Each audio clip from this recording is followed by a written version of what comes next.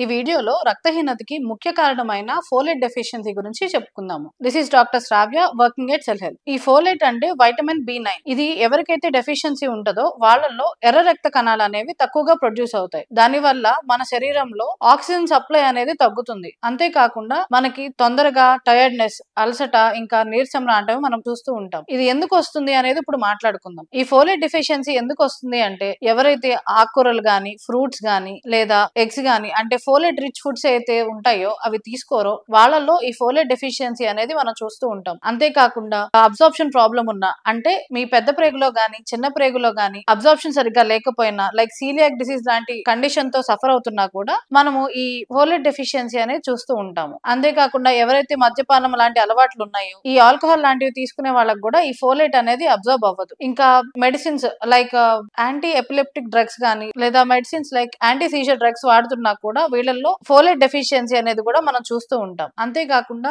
Pregnant ladies లో అంటే ఎవరైతే ప్రెగ్నెంట్ గా ఉంటారో వాళ్ళలో ఫోలేట్ అనేది చాలా ఎక్కువ మోతాదులో కావాల్సి ఉంటుంది. అట్లాంటి సమయంలో వీళ్ళు ఎక్కువగా ఫోలేట్ డెఫిషియన్సీకి ఎక్కువగా రిస్క్ ఉంటారు. దీని వల్ల వచ్చే కాంప్లికేషన్స్ ఏంటి, ఈ ఫోలేట్ డెఫిషియన్సీ వచ్చిన వాళ్ళలో మనం ఎటువంటి సమస్యలు చూస్తాము అనేది ఇప్పుడు మాట్లాడుకుందాం. వీళ్ళల్లో మనకి ఎక్కువగా నీరసంగా ఉండటము, అలసిపోవటము, స్కిన్ అనేది అంటే పాలిపోయినట్టు ఉండటము, అంతేకాకుండా మూడ్ స్వింగ్స్ అనేది ఎక్కువగా రావటము, ఊరికనే చిరాకు పడటము, బరువు తగ్గటము, ఇంకా వీళ్ళల్లో మనకి డైజెషన్ ఇష్యూస్ కూడా మనం చూడవచ్చు. ప్రెగ్నెంట్ లేడీస్ లో అయితే పుట్టిన బేబీలో న్యూరల్ ట్యూబ్ డిఫెక్ట్ అనేది కూడా మనం చూడవచ్చు. అంతేకాకుండా వీళ్ళకి మౌత్ లో గానీ లేదా టంగ్ మీద గానీ అల్సర్స్ లాంటి ఫార్మేషన్ కూడా మనం చూస్తూ ఉంటాం. సో వీళ్ళలో మనకు వచ్చే కాంప్లికేషన్స్ ఏంటి అంటే ఎవరికైతే ఈ ఫోలేట్ డెఫిషియన్సీతో లాంగ్ టర్మ్ గా సఫర్ అవుతారో వాళ్ళల్లో గుండెకి సంబంధించిన సమస్యలు వచ్చే అవకాశం అనేది ఎక్కువగా ఉంటుంది. అంతేకాకుండా ప్రెగ్నెంట్ లేడీస్ లో అయితే బేబీ గ్రోత్ అనేది సరిగ్గా ఉండకపోవటము, ఇందాక చెప్పుకున్నట్టు న్యూరల్ ట్యూబ్ డిఫెక్ట్ తో పుట్టడము, ఇంకా డెలివరీ డేట్ కంటే ముందే బేబీ డెలివరీ అయిపోవటము లాంటివి కూడా మనం గమనించవచ్చు. అంతేకాకుండా వీళ్ళలో మనము అరుగుదలకి సంబంధించిన ప్రాబ్లమ్స్ కూడా మనం గమనించవచ్చు. అంటే తిన్న ఆహారం సరిగ్గా డైజెస్ట్ అవ్వకపోవటం కూడా మనం గమనించవచ్చు. అంతేకాకుండా ఎవరికైతే ఫోలేట్ డెఫిషియన్సీ ఉంటుందో వాళ్ళలో నర్వ్ డ్యామేజ్ అనేది కూడా మనం గమనించవచ్చు.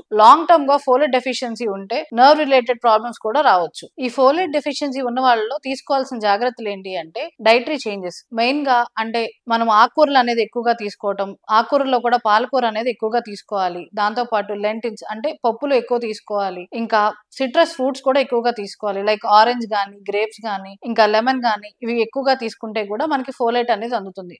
దాంతో పాటు ఎగ్స్, బీన్స్ లాంటివి తీసుకున్నా కూడా మనకి ఫోలేట్ అనేది అందుతుంది. ఎవరైతే ఈ డైట్ లో చేంజెస్ చేసుకొని ఫోలేట్ ని బ్యాలెన్స్ చేసుకోలేరో వాళ్ళు సప్లిమెంట్ రూపంలో కూడా ఈ ఫోలేట్ అనేది తీసుకోవచ్చు. మన దగ్గర సెల్ హెల్త్ క్లినిక్ లో సెల్బిఫిట్ అనే బి కాంప్లెక్స్ న్యూట్రాసిటికల్ అనేది దొరుకుతుంది. అది వాడుకున్నా కూడా మన daily requirement of vitamin B9 folate అనేది అందుతుంది. ఇంకా రెగ్యులర్ గా బ్లడ్ టెస్ట్ కూడా చేసుకుంటూ ఈ ఫోలేట్ లెవెల్స్ ని మెయింటైన్ చేసుకుంటూ మానిటర్ చేసుకుంటూ ఉంటే మంచిది. ఎవరైతే ప్రెగ్నెంట్ ఉమెన్ ఉంటారో వాళ్ళు ఖచ్చితంగా ఈ ఫోలేట్ సప్లిమెంట్స్ అనేది ఖచ్చితంగా వాడాల్సి ఉంటుంది. మీ డాక్టర్ అడ్వైస్ చేసినట్టు ఈ ఫోలేట్ సప్లిమెంట్స్ ని తీసుకుంటే మంచిది. అంతేకాకుండా ఎవరైతే మద్యపానం లాంటి అలవాట్లు ఉంటాయో వాళ్ళు ఆల్కహాల్ కన్సంప్షన్ ని కూడా మానుకుంటే మంచిది. ఎందుకంటే ఎవరైతే ఆల్కహాల్ తీసుకుంటారో వాళ్ళల్లో ఈ ఫోలేట్ అనేది అబ్జార్ప్షన్ తగ్గిపోతుంది. ఈ ఫోలేట్ డెఫిషియన్సీ రాకుండా ఉండాలంటే మనం తీసుకోవాల్సిన జాగ్రత్తల గురించి ఇప్పుడు చెప్పుకుందాం. బ్యాలెన్స్డ్ డైట్ అనేది తీసుకోవాలి. అంటే గ్రీన్ లీఫీ వెజిటబుల్స్ గానీ, సిట్రస్ ఫ్రూట్స్ గానీ ఎక్కువ క్వాంటిటీలో తీసుకుంటూ ఉంటే వైటమిన్ B9 అనేది సరిపడా అందుతుంది. అంతేకాకుండా ఆల్కహాల్ కన్సంప్షన్